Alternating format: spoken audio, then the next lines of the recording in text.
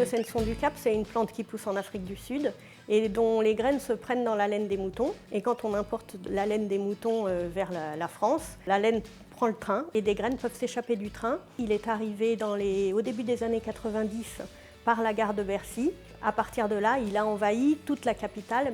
Si le Senson du Cap se plaît beaucoup à Paris et se développe beaucoup, c'est certainement du fait des changements climatiques qui font que Paris ressemble de plus en plus à une ville méditerranéenne.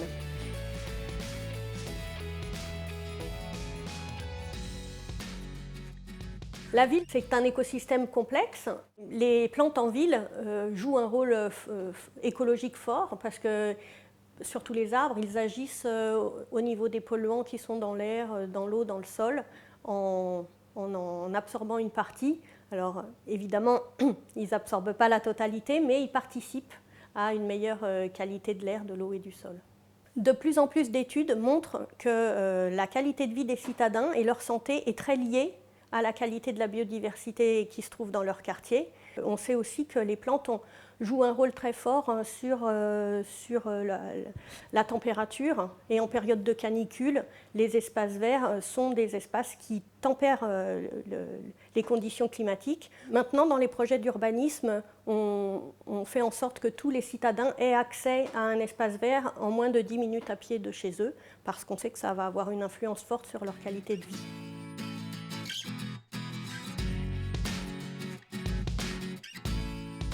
De façon générale, la ville est toujours un petit peu plus chaude que les espaces périphériques. Donc les villes accueillent un certain nombre d'espèces qui tolèrent bien la chaleur. On sait que quand il y a des périodes de canicule, il y a des plantes qui souffrent et donc certaines plantes peuvent disparaître à l'occasion de ces changements climatiques.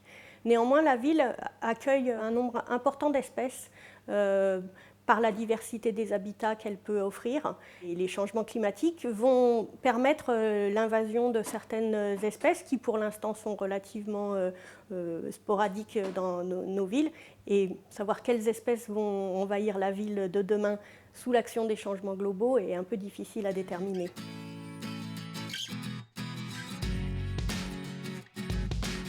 On a mis au point un programme de sciences participatives qui s'appelle Sauvages de ma rue et qui demande au grand public de faire l'inventaire des espèces qui poussent dans leur rue et de nous envoyer les données.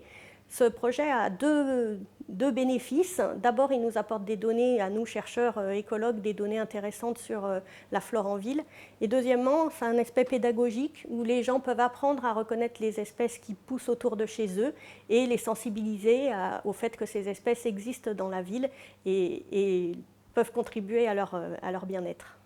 Pour s'affranchir des plantes dans la ville, jusqu'à maintenant, les villes utilisaient énormément de produits phytosanitaires. La loi évolue et il va être interdit d'utiliser ces produits phytosanitaires, ce qui fait que dans les villes, on va voir, et on voit déjà, beaucoup plus de plantes qu'il y a 10 ans ou il y a 20 ans. C'est extrêmement utile que les gens s'habituent à voir ces espèces et même qu'ils abandonnent eux-mêmes l'utilisation des produits phytosanitaires dans leurs espaces privés. C'est très bien pour leur santé et celle de leurs proches, et c'est très bien pour l'environnement.